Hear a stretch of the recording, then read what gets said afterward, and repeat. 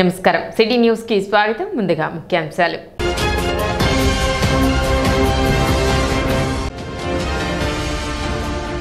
Tenali market yard ప్రాంగణంలో జరగనున్న ఎడ్లబల ప్రదర్శన పోటీలను జయప్రదం చేయాలని పిలుపునిచ్చిన టీడీపీ నేతలు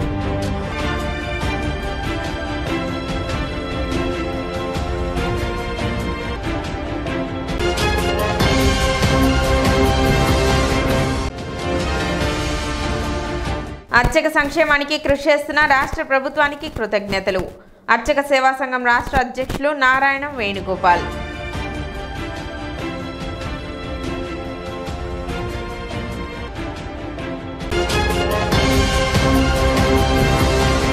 ఈ నెల 29వ తేదీ నుండి ఏప్రిల్ 4వ తేదీ వరకు తెనాలి మార్కెట్ యార్డ్ ప్రాంగణంలో జరిగే ఆలపాటి శివరామకృష్ణయ్య మెమోరియల్ ఎడ్లబల ప్రదర్శన మరియు పసుపాల ప్రదర్శన పోటీలను జయప్రదం చేయాలని పట్టణ టీడీపీ నేతలు కోరారు. ఈ సందర్భంగా శుక్రవారం టీడీపీ కార్యాలయంలో ఏర్పాటు చేసిన విలేకరుల సమావేశంలో వారు మాట్లాడారు.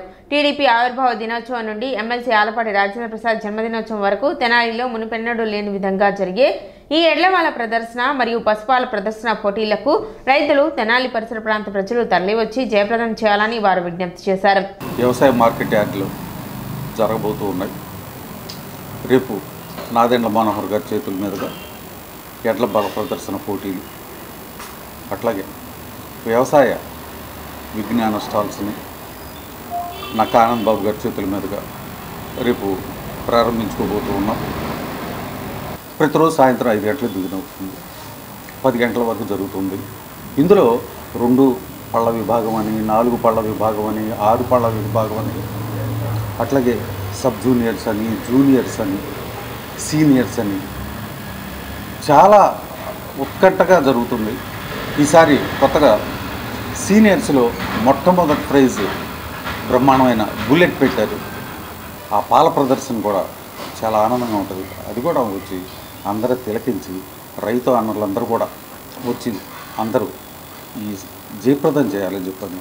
అందులో వ్యవసాయ ఉత్పత్తులన్నీ కూడా ఉంటాయి కాబట్టి రైతులకు ఎంతో ఉపయోగపడే పరికరాలు అవన్నీ కూడా ఉంటాయి.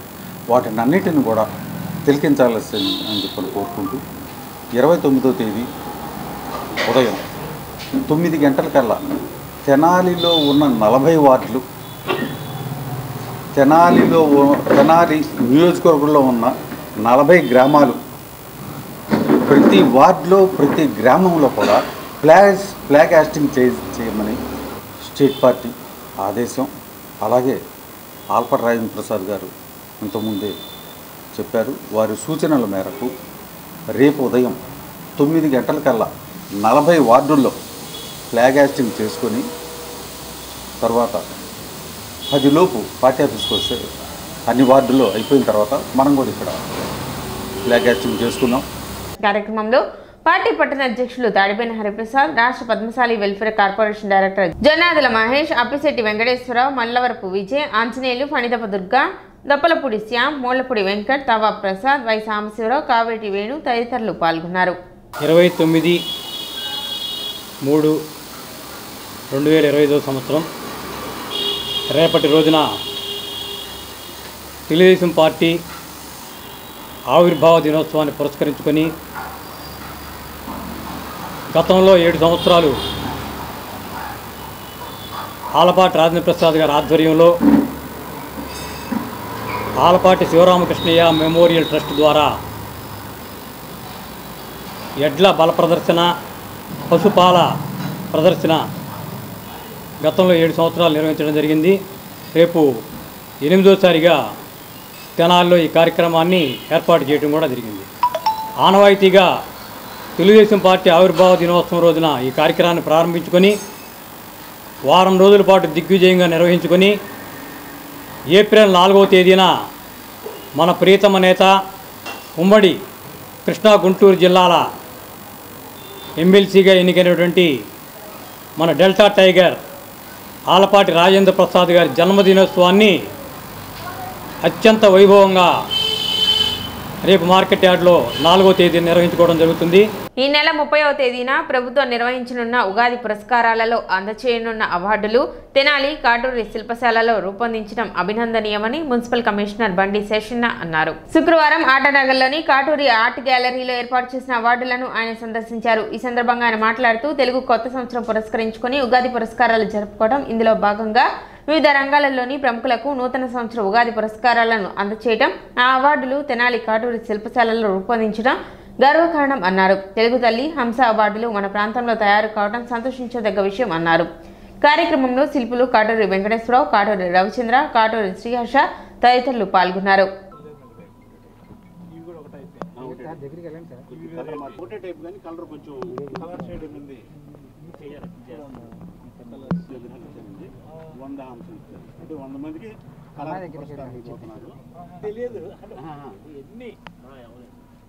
ఇది మెటల్, అది మెటల్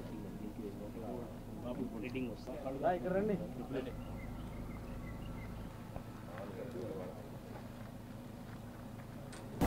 ఆంధ్రప్రదేశ్ రాష్ట్ర సాంస్కృతిక శాఖ వారు ప్రతి సంవత్సరం ఉగాది మనకంటే మంచి పండగ. ఇది ఫెస్టివల్స్లలో అత్యంత ప్రధానమైనది. సో ముఖ్యంగా మనకు చాలా ఇంపార్టెంట్.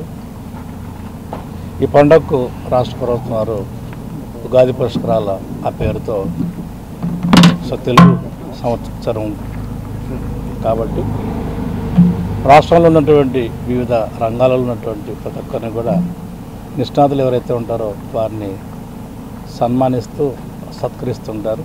దానికి ప్రశంసాపత్రాలతో పాటు జ్ఞాపికలను ఇలాంటివన్నీ ఇస్తూ ఉంటారు. అందులో భాగంగా రాష్ట్రంలో ఉన్నటువంటి ఈ యొక్క ఆర్ట్ గ్యాలరీ, వీళ్ళందరూ శిల్పకారులు ఎవరైతే ఉన్నారో ఎక్కడెక్కడ ఉన్నారు అనేటువంటి వాళ్ళను వడపోసి చక్కగా చేసేవాళ్ళు, నిష్ణాతులు ఎవరైతే ఉంటారో వాళ్ళకు ఇలాంటి ఈ యొక్క వర్క్ ఇస్తూ ఉంటారు.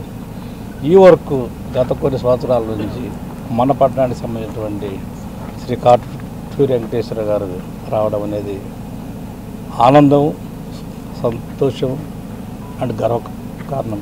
ఎందుకంటే మన ప్రాంతంలో ఉన్నటువంటి వ్యక్తి జిల్లా స్థాయిని దాటి రాష్ట్ర స్థాయిని దాటి ఇంకా వివిధ రాష్ట్రాలకు, వివిధ దేశాలకు వెళ్ళిపోతున్నాయి ఆయన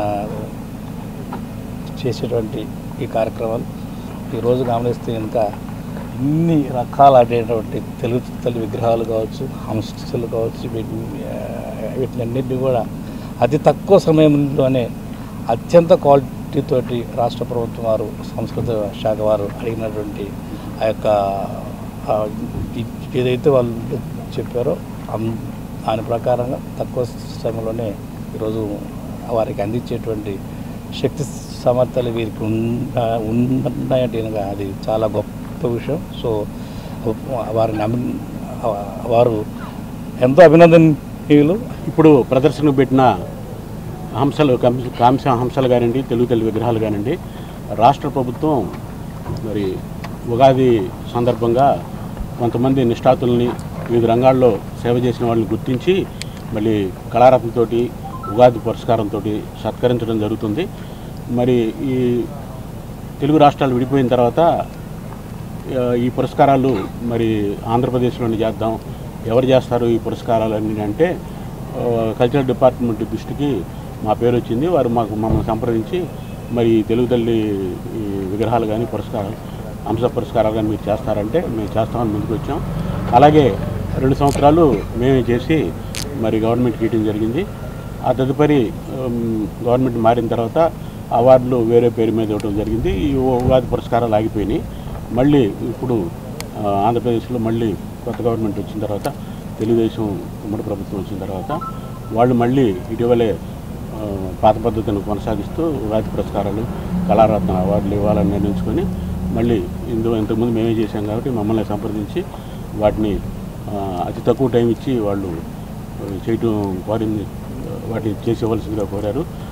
వాళ్ళు ఇచ్చిన సమయం చాలా తక్కువ కాబట్టి వారు అడిగిన మెటల్లో వేయలేకపోయినా కొన్ని బ్రాంజ్లోను కొన్ని ఫైబర్లోనూ ఇవ్వడం జరిగింది. స్థానిక సిపిఎం కమిటీ ఆధ్వర్యంలో అన్ని రకాల అదనపు విద్యుత్ ఛార్జీలను రద్దు చేయాలని కోరుతూ ధర్నా నిర్వహించారు. చెంచుపేట విద్యుత్ కార్యాలయం వద్ద జరిగిన ధర్నాను ఉద్దేశించి సిపిఎం నాయకులు కొలిపర బాబు ప్రసాద్ మాట్లాడుతూ ఎన్నికల ప్రచారంలో విద్యుత్ ఛార్జీలపై నాయకులు మాట్లాడిన ఇచ్చిన హామీలను గుర్తు చేశారు. అన్ని రకాల విద్యుత్ వినియోగదారులు విద్యుత్ ఛార్జీల భారం భరించలేకపోతున్నారని, దిక్కుతోచని పరిస్థితిలో ఉన్నారని చెప్పారు. ఇచ్చిన హామీ నిలబెట్టుకోలేనందుకు కనీసం పశ్చాత్తాపం కూడా వ్యక్తపరచడం లేదని ఆవేదన వెలిబుచ్చారు. ఇప్పటికైనా కేంద్ర రాష్ట్ర ప్రభుత్వాలు స్పందించి డిస్కంలకు సబ్సిడీ ఇచ్చి వినియోగదారులపై ట్రూ అప్ ఛార్జీలను సర్ఛార్జీలను రద్దు చేయాలని కోరారు.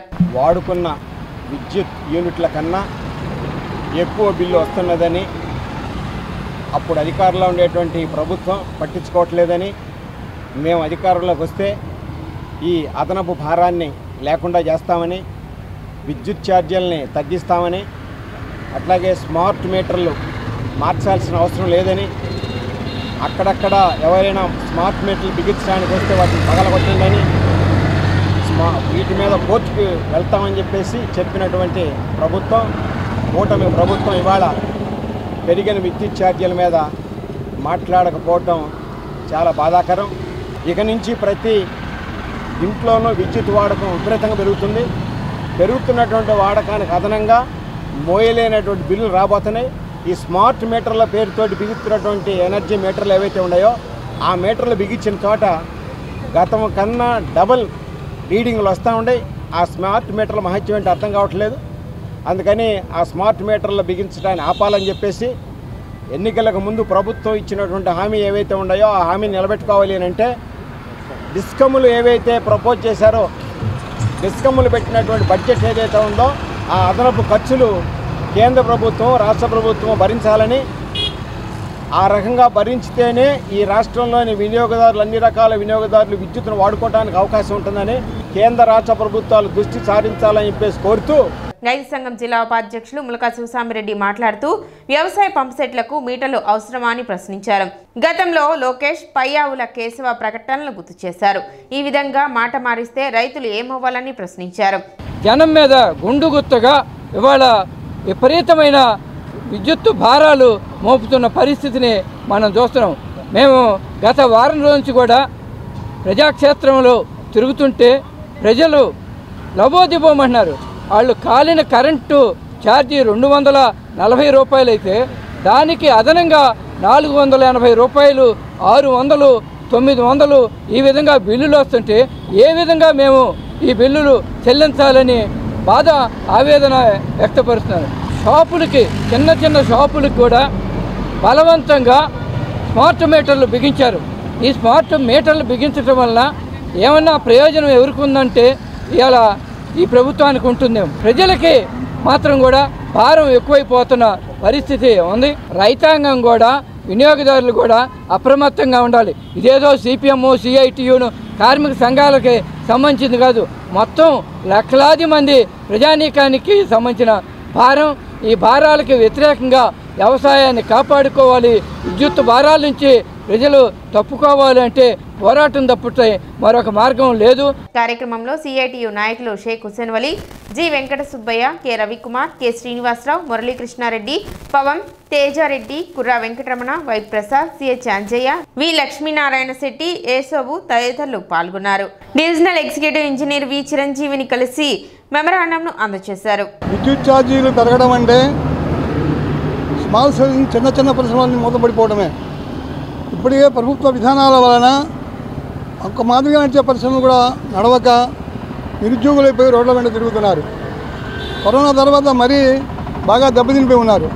కనుక వెంటనే ప్రభుత్వం స్పందించి ప్రజల మీద భారాలకి మూల కారణమైన ఈ విద్యుత్ ఛార్జీలు తగ్గించాలి, స్మార్ట్ మీటర్లు బిగించడం ఆపాలి, ఈ సర్ఛార్జీలు ఇవన్నీ తీసేయాలి.